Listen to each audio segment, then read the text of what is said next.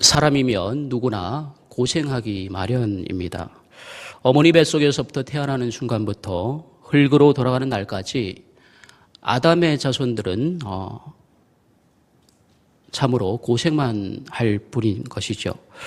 대통령에서부터 지하철 노숙자에 이르기까지, 어른에서 아이에 이르기까지, 부자에서 가난한 자에 이르기까지 인생은 분노와 시기, 불안, 죽음의 공포와 원한, 그리고 싸움일 뿐입니다. 그래서 사람들은 인생의 무거운 멍에들을 조금이라도 덜어보려고 수고합니다. 그러나 아무리 용을 써보아도 허무와 좌절 뿐입니다. 저도 여러분들도 다 같이 공감하고 경험하는 것들입니다. 오늘 우리가 읽은 본문에도 당시 이스라엘 사람들은 무거운 멍에를 지고 있었습니다. 그들의 조상들은 430년 동안 이집트에서 종살이를 했습니다. 하나님이 그들을 기억하셔서 이스라엘 조상들은 드디어 430년의 종살이를 벗게 됩니다. 하지만 그런 경험은 잠깐이었습니다. 또 다른 멍에가 그들을 기다리고 있었습니다. 40년의 광야의 멍에입니다. 하나님의 사랑을 깨닫고 하나님을 사랑하라고 율법을 주셨건만 어느새 율법도 그들에게는 멍에가 되어버립니다. 한 걸음 더 나아가 이스라엘은 포로의 멍에를 지게 됩니다. 설상가상으로 그들은 이제 이방 민족의 식민지 지배를 받게 됩니다. 어디 그것뿐입니까? 가정적으로, 개인적으로 참으로 인생의 수많은 짐들과 멍에가 그들을 짓누르고 있었습니다. 질병과 가난의 멍에, 죄의 멍에, 시기와 질투의 멍에, 욕심과 욕망의 멍에, 여러 가지 아픔과 상처의 멍에들, 이처럼 이스라엘 백성들은 수많은 무거운 짐들과 멍에 속에 살아가게 되었죠. 멍에들을 벗어보려고 수고와 노력을 아끼지 않지만 그들의 힘으로는 역부족이었습니다. 사랑하는 성도 여러분, 이것은 단지 이스라엘 백성들의 이야기만은 아닙니다. 오늘 이야기는 바로 우리의 이야기입니다.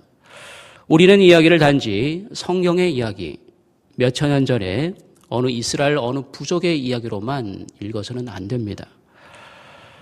그러면 우리가 성경도 모르는 것이고 교회도 어떻게 보면 잘못 다닌다고 할 수 있겠습니다.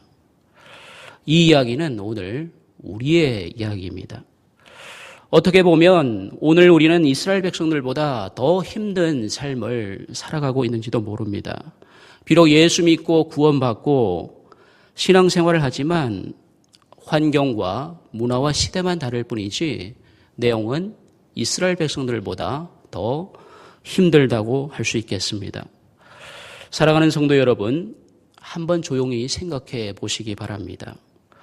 사실 우리의 삶에는 수많은 무거운 짐들과 멍에들이 우리를 짓누르고 있지 않습니까? 남편의 문제, 아내의 문제, 자녀의 문제, 여러 가지 경제적인 문제, 여러 가지 인간관계의 문제들이 우리를 무겁게 짓누르고 있습니다. 어디 그것뿐입니까? 상처와 아픔들, 그것들도 우리를 짓누르고 있는 것이죠. 더욱이 요즘 청년들은 3포 세대, 4포 세대, 7포 세대, M포 시대라는 말들도 있죠. 그만큼 삶이 힘들다는 것이죠. 어디 그것뿐입니까? 나 스스로 자초하여 생긴 멍에들, 다른 사람이 나에게 지워준 멍에들.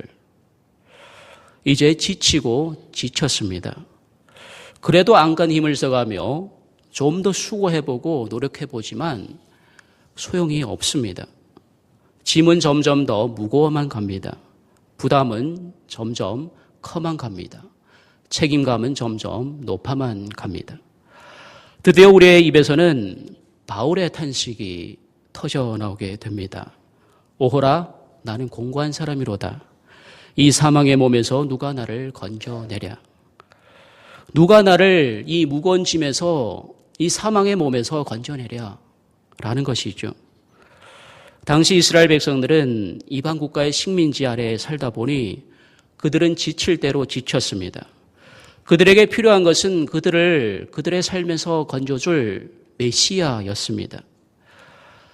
그런데 마침 이스라엘 어느 촌동네인 나사렛 깡촌으로부터 30대 초반에 볼품없는 한 허름한 청년이 나타났습니다. 그는 이스라엘 백성들에게 초대장을 보냅니다. 그 초대장에는 이런 내용이 적혀 있습니다. 수고하고 무거운짐진 자들아 다 내게로 오라. 내가 너희를 쉬게 하리라. 사랑하는 성도 여러분, 이스라엘 백성들을 초대하시는 주님의 음성은 사실 오늘 지금 이 시간 우리를 초대하는 음성입니다. 주님은 이 시간 나에게 말씀합니다. 수고하고 무거운 짐진 아무개야 나에게로 오라. 내가 너를 쉬게 하리라. 그런데 주님은 그냥 오라고 말씀하지 않습니다. 내가 지고 있는 그 무거운 짐을 그대로 주님께로 가져오라고 말씀을 하십니다. 그렇습니다. 사랑하는 성도 여러분, 무거운 인생의 짐에 짓눌린 우리가 가야 할 곳은 주님 앞입니다. 우리를 쉬게 해줄 수 있는 분은 오직 주님뿐입니다. 이 세상은 우리에게 쉼을 주지 못합니다. 이 세상은 우리에게 짐만 쥐어줄 뿐입니다. 이 세상은 우리에게 참된 기쁨도 주지 못합니다. 그러나 사랑의 주님은 세상이 줄 수 없는 평안과 쉼과 기쁨을 주십니다. 어떤 기쁨이고 어떤 쉼입니까? 세상에 줄 수 없는 그러한 기쁨과 쉼인 거죠. 세상은 우리에게 잠깐의 쾌락은 줄 수 있지만 주님은 우리에게 영원한 기쁨과 쉼을 주십니다. 그러므로 내게로 오라는 주님의 초대에 응답하시기 바랍니다.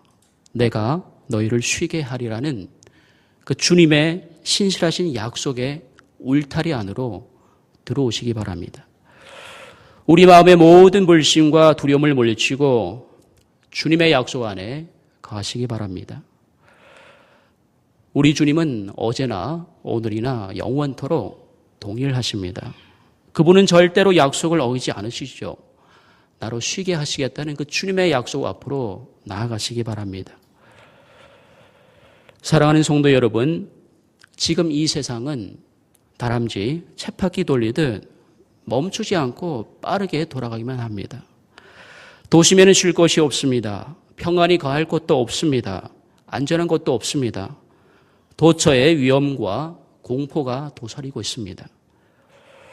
이러한 메마른 땅의 참된 쉼터는 어디입니까?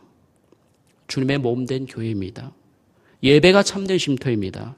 말씀의 자리, 기도의 자리, 성도 간의 교제의 참된 그 자리가 우리의 쉼터입니다. 더 나아가 원수를 사랑하는 그곳, 그 자리가 우리의 안식처요, 쉼터인 것이죠. 기쁨이 배가 되는 곳입니다. 그곳에 주님의 임재가 있습니다. 그러므로 참된 안식처가 되신 주님께로 나아가시기 바랍니다. 주님의 초대에 응답하시기 바랍니다. 무거운 짐을 나 혼자만 지지 마시고 주님 앞으로 가져가시기 바랍니다. 이제 2017년도 어느덧 가을의 문턱에 성큼 들어섰습니다. 올해 가을은 내게로 오라는 그 주님의 초대에 응답하셔서 주님 앞에 기도함으로 나의 무거운 짐을 가져감으로 나로 쉬게 하시겠다는 그 주님의 약속 앞에 나아가기를 바랍니다. 그렇습니다. 사랑하는 성도 여러분, 이 세상에서 진정으로 온유하고 겸손한 분은 오직 주님뿐입니다. 온유하고 겸손하다는 말은 그저 화를 내지 않고 온순하다는 말이 아닙니다. 종으로 우리를 섬기고 고난을 당함으로 우리의 모든 아픔을 공감하고 안다는 그런 얘기인 거죠. 그러므로 주님만이 나의 아픔을 아신다는 겁니다. 주님만이 나의 아픔을 치유할 수 있다는 것이죠. 이 세상은 강팍하고 교만합니다. 세상과 가까이 하면 할수록 우리는 더욱더 강팍하고 교만하게 될 수밖에 없습니다. 그러나 주님과 가까이 하면 할수록 온유하고 겸손해집니다. 주님께 가까이 갈수록 나의 실존과 존재를 깨닫기 때문인 거죠. 참 진리이시며 빛이신 주님께 나를 비추어 보시기 바랍니다. 그럴 때 나는 먼지뿐인 존재임을 깨닫게 될 것입니다. 안개뿐인 존재임을 깨닫게 될 것입니다. 그래서 어떻게 하죠? 주님께 더욱더 매달리게 되는 것이죠. 더욱더 주님을 사모하고 의지하게 되는 것이죠. 무거운 멍에를 나 혼자만 메지 마시고 주님 앞으로 가져가시기 바랍니다. 그럴 때 참된 쉼을 얻게 될 것입니다. 오늘 주님은 우리에게 두 번째 초대를 하고 계십니다. 주님의 멍에를 메고 주님께 배우라고 말씀하십니다. 주님께 배울 때 우리 마음이 쉼을 얻게 된다고 주님은 말씀하십니다. 주님의 멍에는 쉽고 가볍다고 말씀하십니다. 당시 이스라엘 지역에는 멍에를 두 노약자가 함께 지었습니다. 혼자가 아니라 두 사람이 함께 지었습니다. 그렇습니다. 사랑하는 성도 여러분, 우리는 주님의 멍에를 혼자 지는 것이 아닙니다. 주님과 함께 지는 것이죠. 그런데 왜 주님은 우리에게 배우라고 말씀하는 걸까요? 우리는 어릴 때부터 많은 것을 배웁니다. 요즘은 어머니 뱃속에부터 배운다는 그런 얘기도 있죠. 태교 음악을 배우고 글 읽어주는 소리를 배우고 참 우리는 어릴 때부터 많은 것을 배웁니다.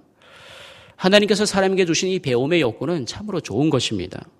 사람으로 태어나서 배우지 않는다면 그것은 어떻게 보면 성장을 멈춘 것이라고 할 수 있겠죠. 구약에서 하나님은 항상 네 가지를 강조하셨습니다.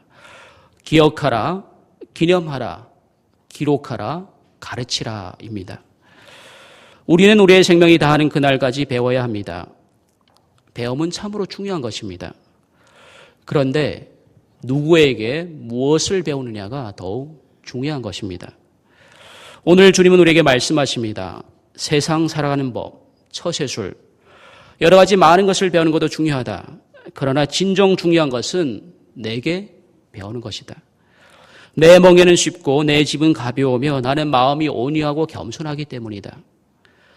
내게 배우는 길만이 내가 참된 안식을 얻고 쉼을 얻는 길이다. 과연 우리는 주님께 무엇을 배워야 합니까? 주님은 요한복음 17장 23절에서 이렇게 기도하십니다. 곧 내가 그들 안에 있고 아버지께서 내 안에 계시어 그들로 온전함을 이루어 하나가 되게 하려 함은 아버지께서 나를 보내신 것과 또 나를 사랑하신 같이 그들도 사랑하신 것을 세상으로 알게 하려 함이로소이다. 오늘 27절에서 이렇게 말씀하십니다. 내 아버지께서 모든 것을 내게 주셨으니 아버지 외에는 아들을 아는 자가 없고 아들과 또 아들의 소원대로 계시를 받는 자 외에는 아버지를 아는 자가 없느니라. 여기서 하나님의 계시가 무엇입니까? 방금 읽은 요한복음 17장 23절입니다. 23절이 우리에게 답을 주십니다. 그것이 무엇일까요? 바로 사랑입니다. 우리가 주님께 배워야 할 것은 하나님께서 어떻게 우리를 사랑하셨는지를 배우는 것이죠. 하나님은 사랑이시며 공의이십니다. 하나님의 사랑이 무엇입니까? 자격이 안 되는데 용서하고 용납한 것이 하나님의 사랑인 것이죠. 하나님의 공의는 무엇입니까? 죄를 지으면 죄의 대가를 받아야 하는 것이 하나님의 공의입니다. 하나님의 공의는 절대 변동이 없으십니다. 공의는 공의대로 이루어져야만 하는 겁니다. 그런데 하나님의 공의가 어떻게 이루어졌습니까? 우리가 죽어야 할 십자가에 예수님이 대신 죽으셨습니다. 이것이 하나님의 놀라운 공의인 것이죠. 여러분, 그래서 십자가는 희생입니다. 누군가가 죽어야만 합니다. 누가 죽었습니까? 예수님이 죽었죠. 피를 흘렸습니다. 그분의 피로 죄인인 우리는 화해가 되었던 것입니다. 화목하게 되었습니다. 여러분, 이 세상은 피를 흘리게 되면 어떻게 하죠? 바로 전쟁을 일으키는 것이죠. 그러나 예수님의 피는 구원과 평화와 평안을 가져왔습니다. 놀랍고 놀라운 일인 거죠. 그러므로 오직 십자가만이 참된 생명과 평화를 우리에게 안겨줄 수가 있는 것입니다.